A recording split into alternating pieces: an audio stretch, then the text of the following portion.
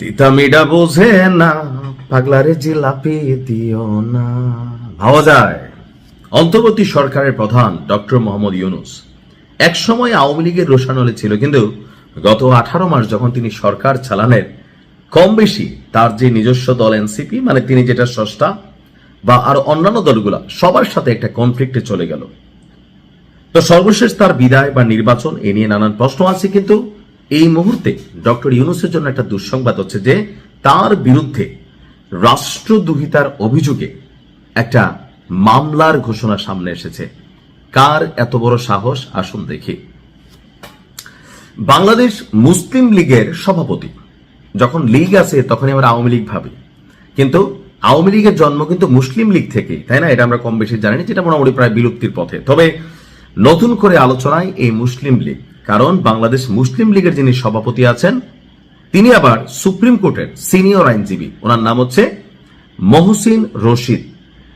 তিনি ডক্টর মোহাম্মদ ইউনূসের বিরুদ্ধে রাষ্ট্রদ্রোহের অভিযোগ এনে মামলা করার ঘোষণা দিয়েছেন। যেহেতু তিনি নিজেই একজন আইনজীবী, সুতরাং আইনের ফাঁক ফোকরটা অথবা এত বড় একটা মামলার অভিযোগ তার বিরুদ্ধে বা যে ক্রাইটেরিয়াতে মামলা করবেন নিশ্চয়ই বুঝে শুনে যুক্তি তর্ক এভিডেন্স এই সব কিছুকে মাথায় রেখে নিশ্চয়ই এই মামলাটির ঘোষণা দিয়েছেন।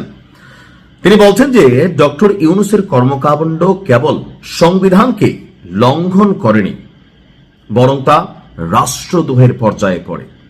বর্তমান সরকার অর্থাৎ বিএনপির এই সরকার যদি এ বিষয়ে পদক্ষেপ না নেয় তিনি নিজেই আইনগত ব্যবস্থা নেবেন। তবে আমার মনে হয় না যে বিএনপি সরকার এই ধরনের কোনো বোকামি করবে যে ডক্টর মোহাম্মদ ইউনূসের বিরুদ্ধে রাষ্ট্রদ্রোহিতার অভিযোগ করবে। কারণ এখানে জুলাই যুদ্ধা, জুলাই অভ্যুত্থান, 21, 24, তারপর হচ্ছে জুলাই আগস্ট, বিভিন্ন ক্রাইটেরিয়া সেক্টরগুলো এখানে কানেক্টেড আছে। So it's very difficult to take a decision এরকম টাইপের। গতকালকে সিনিয়র সাংবাদিক মঞ্জুরুল আলম পান্নার ইউটিউব চ্যানেল মানচিত্রে অংশ নিয়ে তিনি এই ঘোষণা দিয়েছেন। অর্থাৎ মঞ্জুরুল আলম পান্না, যিনি ডক্টর ইউনূস সরকারের আমলে দীর্ঘদিন কারাবন্দী ছিলেন, তো তিনি বের হয়ে এই সরকারে বা কারাগারের অভ্যন্তরে বা তার উপর যে ঘটনাগুলো ঘটেছে একে একে কথা বলছেন। এর মাঝখানে ওইখানে তিনি একটা প্রোগ্রাম চালান, সেই প্রোগ্রামে এসে আপনার এই মোহাম্মদ মহসিন যিনি আছেন, মহসিন রশিদ, তিনি এই ঘোষণা দিয়েছেন। তিনি বলেন, প্রধানমন্ত্রী পদ শূন্য হওয়ার পরপরই রাষ্ট্রপতি একমাত্র সাংবিধানিক পদ যেখানে অধিষ্ঠিত ব্যক্তি ছিলেন, সেই রাষ্ট্রপতির সাথে যথাযথ যোগাযোগ না রাখা, নীতিগত সিদ্ধান্ত নেওয়ার আগে তাকে অবহিত না করা এবং সাংবিধানিক শিষ্টাচার উপেক্ষা করা এটা গুরুতর লঙ্ঘন। তার ভাষায় এটি শুধু সংবিধান লঙ্ঘন নয়, ইটস ট্রিজন।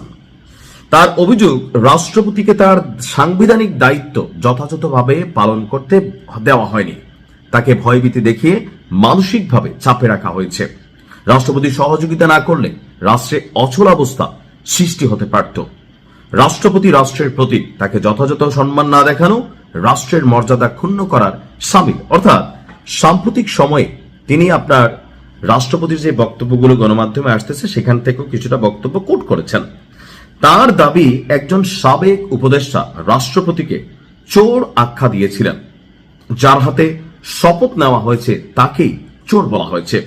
প্রেস উইং অপসারণ, অর্থাৎ রাষ্ট্রপতির প্রেস উইং ছিল না, বঙ্গভবন ঘেরাও এবং রাষ্ট্রপতিকে অপসারণের চেষ্টাকে তিনি রাষ্ট্রীয় শিষ্টাচার বিরোধী কর্মকাণ্ড হিসাবে উল্লেখ করেন।